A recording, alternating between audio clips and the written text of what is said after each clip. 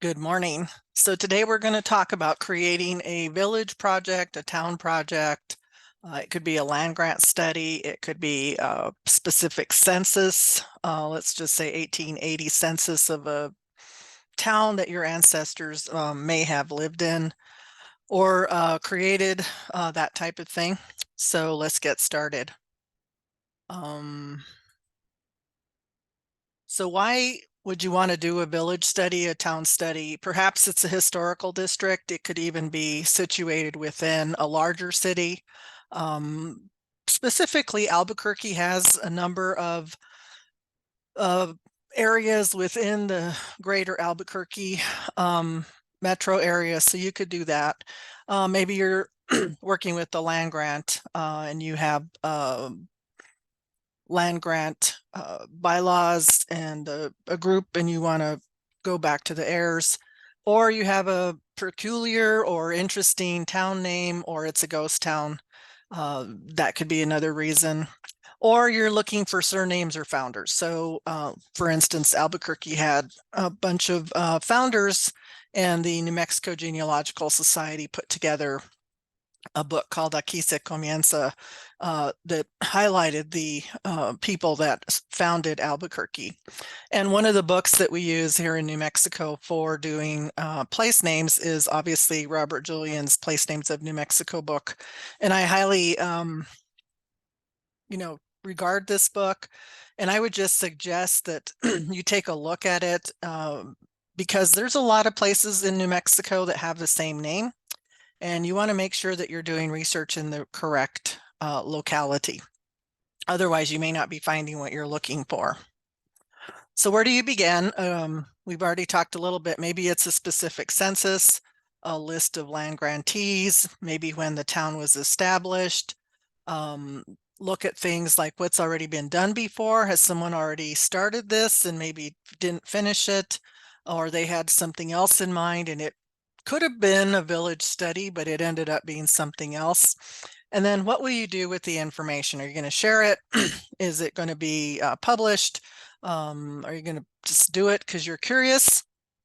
And so think about what you're going to do with this, because even a list of 10 people, if you're going to do 6 generations for each person or whatever, can really create quite a large name of people. And again, they intermarry. And so you have to ask yourself, what are you going to do with it?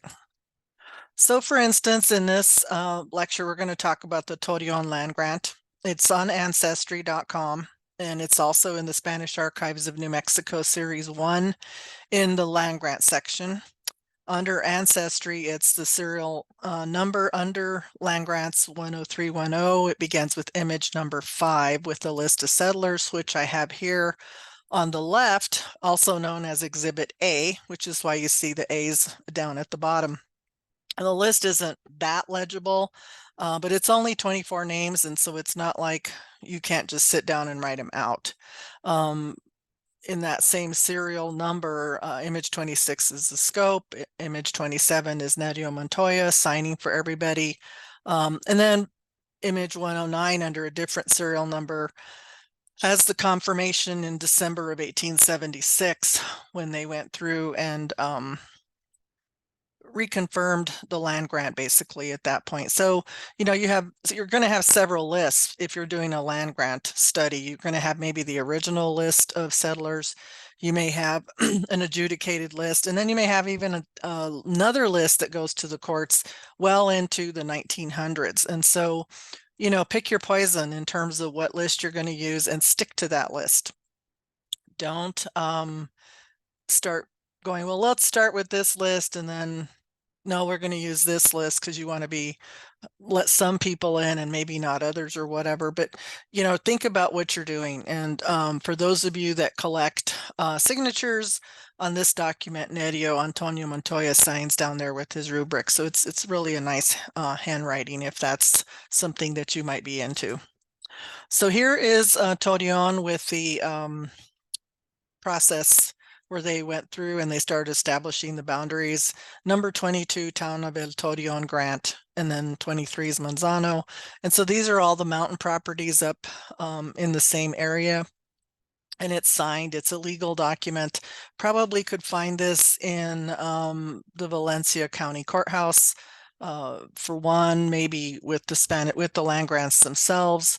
Library of Congress might have a copy. I mean, so you can find some of these in many places, but if you're collecting historical records for your town, this may be one of those that you would want to collect.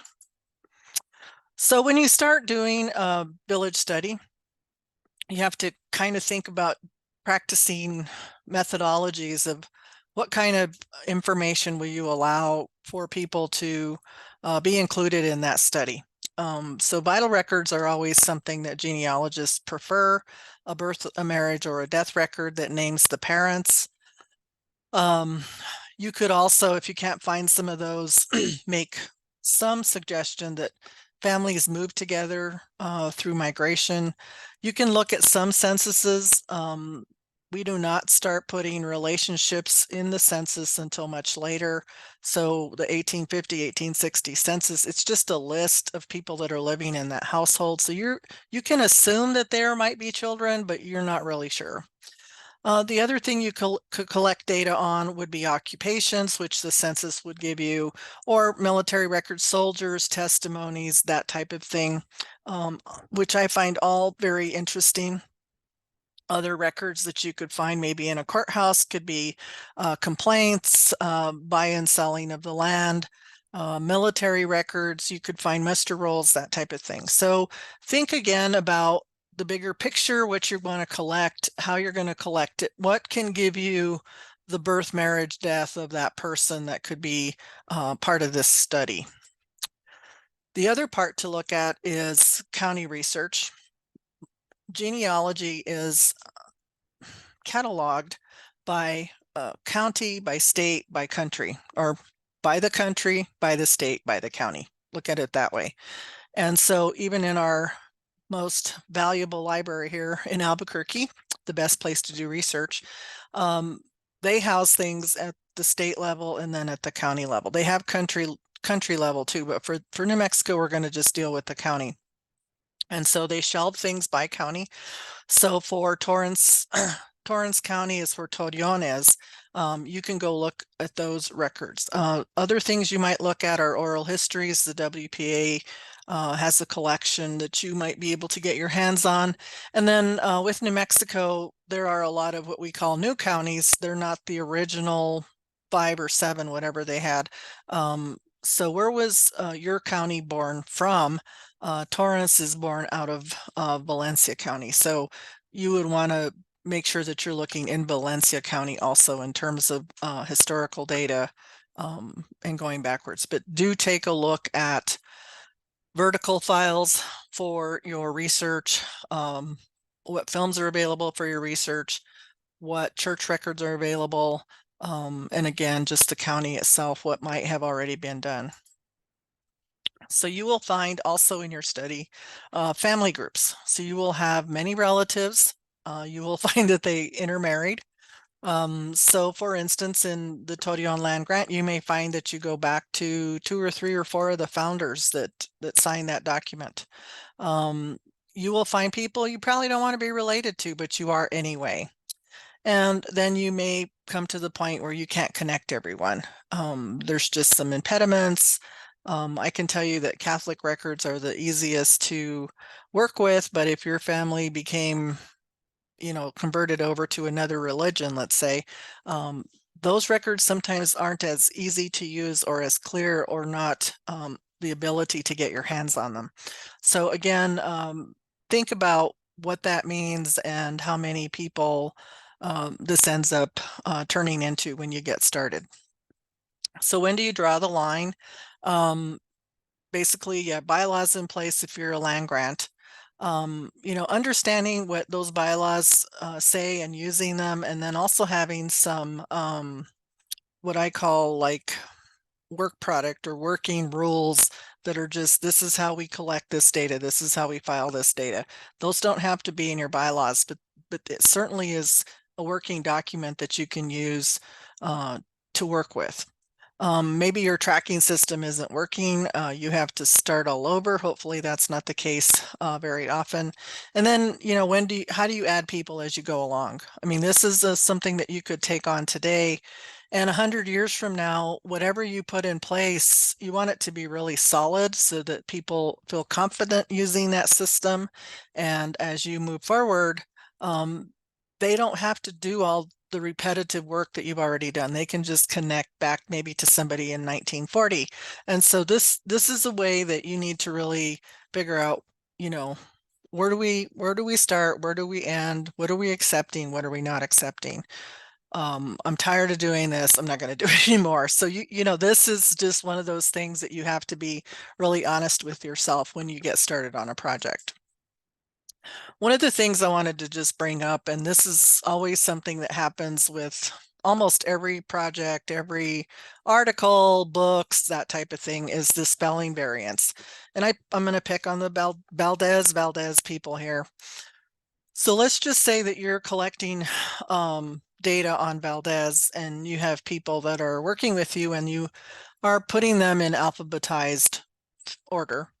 So you want to pick one. Don't use all the variant spellings, because what'll happen is if you file under Valdez with a B and somebody comes along later with the V Valdez, they may not realize that there's already paperwork done because it's filed under B, not V.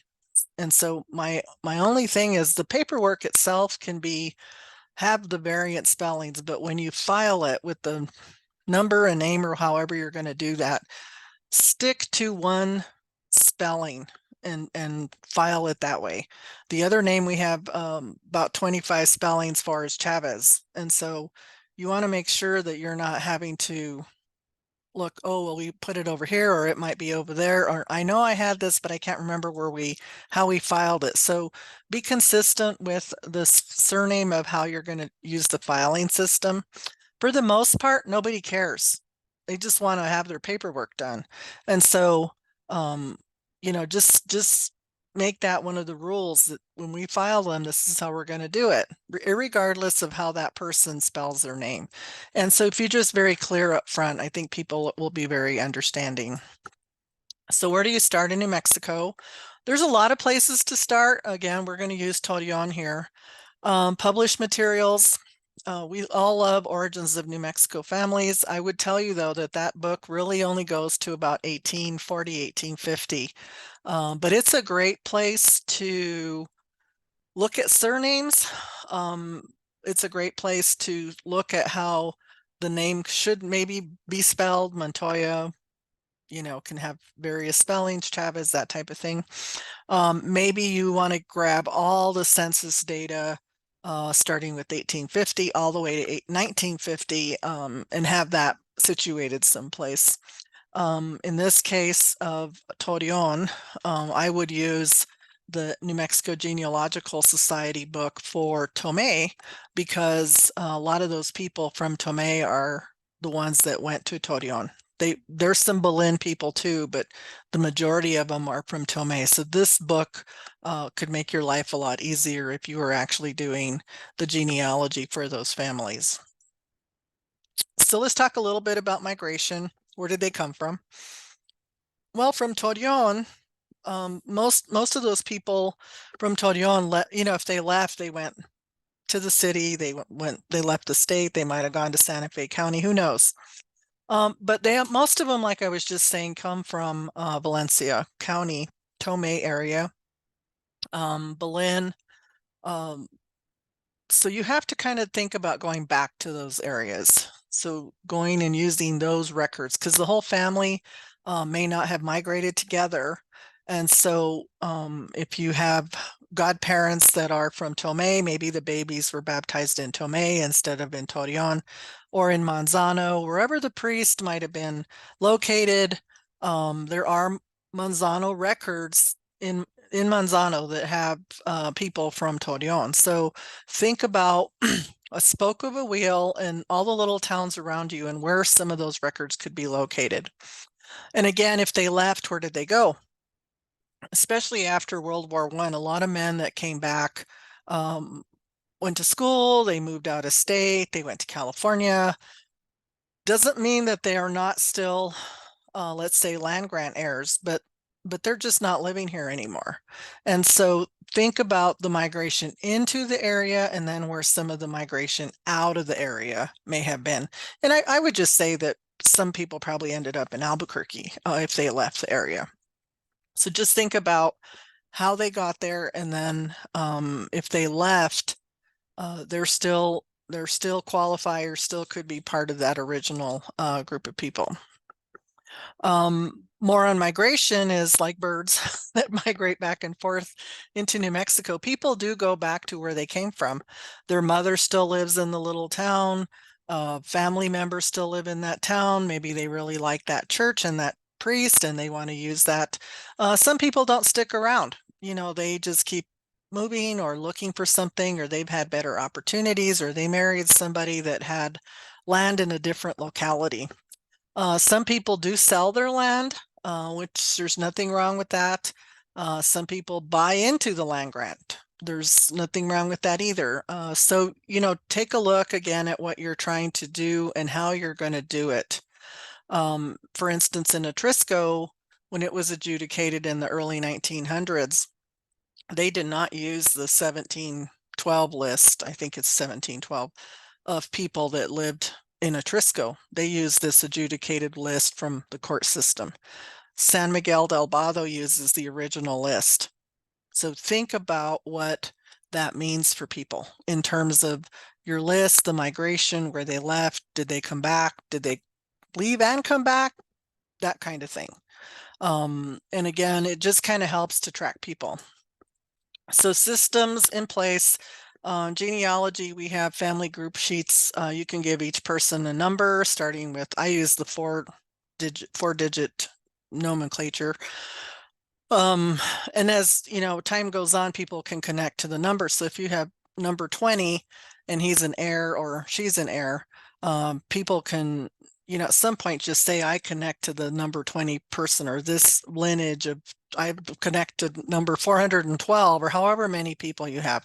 But you will have linked families. And in some cases, you don't want to have to be doing the genealogy over and over and over and over again. You can just say, well, they tie into this family this way. And so it could save you some time. And I think having 0001, let's say Montoya, or Chavez, or whatever the name is, Aragon, would be kind of a way to use it and see how it works, and then begin modifying it fairly quickly on if it's not working.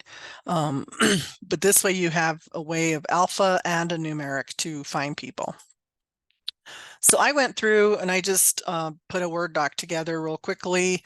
I know this says SG33. I messed up there at the top, but this is a signed document of February 1841, and it's 1 through 24. And the first one's Mauricio Sanchez, born about 1822. I just put in there, son of Gregorio Sanchez and Rita Baca. In the next column over, if there's an X, they're in the 1850 census. And then if they're in the 1860, I typed in 1860, the person they were married to, and the source where I got that marriage record from. And this is Manzano record and the page number. This is just an example of how you can start putting some of this stuff together. They are highlighted. The blues are all related. The greens are all related. The yellows are all related. So, think about, again, how many people here are not highlighted. There's only like 5. And so you need to, realize real quick that most everybody's going to go back to 1 or 2 or 3 of these people. One of the ones that signed the document in 1876 was a guy named Ross Garcia. And Ross is born in Berlin, but his father died in 1842, right after the land grant had been signed.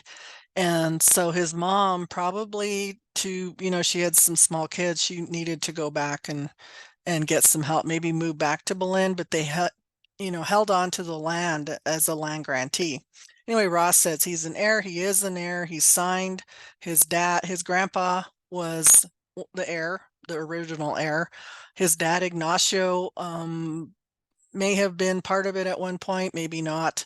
But there's another brother, Pablo. So Ross's uncle, Pablo Garcia. And so there's a lot of ways that people can go back to this Rafael Garcia who married Dolores Ortiz. But again, Ross is the one that either stayed there or signed, he signed the paper. And you just have to keep looking. I mean, don't give up. There is a way. Make sure you put birth dates in there. You make sure you put in if they died, because dead people cannot sign documents. And so there are just things that you need to think about when you're putting your information together. So another thing that would be helpful as you go along is create a bibliography of materials that you've used. For instance, we looked at that Tome baptism book that New Mexico Genealogical Society created. That would be a great book bibliography. So if you have people that come along and say, well, I've never really done research before, I don't really know what to do, this would be something that you could hand to them and say, well, here's a list of books or a list of things you can look at that might be helpful. Some things can be purchased. The New Mexico Genealogical Society books are available on Amazon.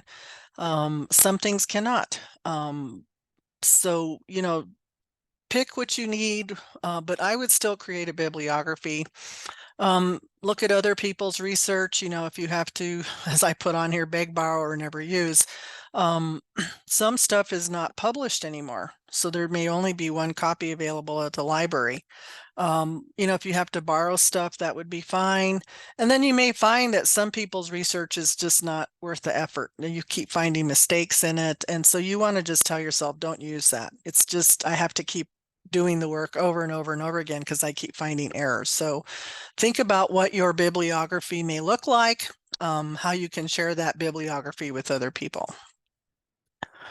Other questions that can come up is people that don't connect get really frustrated.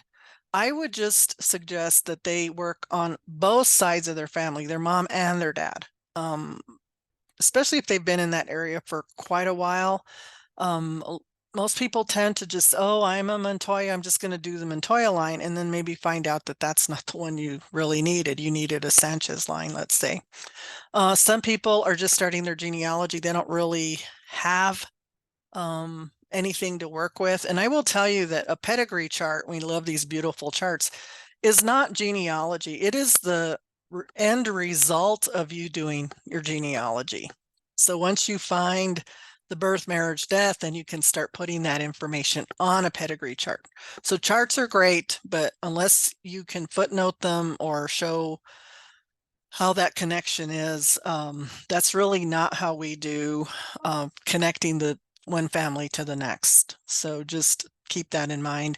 And then do you want to answer questions? Who's going to answer the questions? How are you going to answer them? Are they going to be on email, in person, at a meeting? That type of thing. So just think about that. Publications, maybe put together a website or a blog that has the data, articles that can be written or have been written, publications, maybe an email list of things that can go out to people, the heirs, a family reunion, whatever is happening with that town or village. Other types of publications, there could be personal books that other people have written, or maybe you don't want to even do a publication. You just want to throw everything in a file cabinet. But how do you even preserve that? I mean, do you scan it and save it electronically? So there are things to think about. Pitfalls, well, it never ends. Genealogy is fluid. People keep having kids, that type of thing. You will not connect everybody if that is your goal. I would just caution you there. Some people will not be happy because that's not who they want to go back to, or they wanted to go back to this other person, or they can't go back at all, that type of thing. Maybe your system isn't working so well. Paper systems can get rough. So, you start accumulating a lot of paper, and that would just be my caution there, is if you can fit a lot of material on as little paper as possible, you will get burned out at some point, so maybe you need to take a break. And then, building impasses in the process. especially if you're a land grant and you have new board members, they have to know how the system works. They may not like the system and want the system to start all over again. I mean, I really think that's not a great idea. So, these impasses that can happen in terms of people thinking, they can do a better job. My system's the better system. I mean, you need to listen to everybody. Otherwise, you're going to just keep recreating the wheel over and over again. Have some fun. Share photos. Some of my best photos that I have from a little town called Trementina that's part of my mom's family. Um, Great photographs, and they're fun to share and have and participate in. There's some current day photos. I know we all like these old black and whites, but think about 100 years from now that people are going to want to see some of these photographs of today's people, of 2024. So think about taking photos. I would even take photos of your current day home, who lives there, when you moved in, when it was built, if you know any of that. Again, 100 years from now, people may want to try to reconstruct the village or do something that, historical people out there do genealogies of real estate, kind of like title research. So, have some fun. Do a modern day map if you can, maybe. That would be kind of interesting. Create a timeline of events using newspapers. Things like, when was the church built? When was this new road put in? When was this cemetery built? Do we have two cemeteries, or three even? That type of thing. So think about how you can collect information from current day data that could be stored and shared with this group of people. The other thing is, my mom's family, again, the Trementina folks, they do a brick for military people. They have a way to hang a flag. It's just some of these things that they do when they get together. And so again, this is just my own little short list. I'm sure people can come up with more ideas. Lectures, things that are recorded. You could do some oral histories, but have fun. Find a way to preserve that for the people 100 years from now that might be interested in this project, and they will be very grateful for all the work that you put into it. So your village study, I was in Cartagena, Spain, recently, and this is a beautiful piece of tile work of a timeline that they have up on a side of the building by the port. And it just kind of shows this 227 after Christ to, it's even further down, but it goes into the 1900s of that type of. They're proud of their city and how it was founded and things that happened and that type of thing. And so I would just suggest, maybe even if you have a community center, this could be a fun way to have a project like this that could be added on to over time. I think it's just kind of an idea. In their case, they have a crest at the top and some fleur-de-lis flowers and kind of stuff, but you could do something similar that people can take a look at and kind of go, wow, this is really neat, and these people here really love their community, that type of thing. Anyway, with this short how to, maybe you'll get some ideas you can add on to this. And I just really recommend that you think about what you're doing, have fun, and good luck with your project.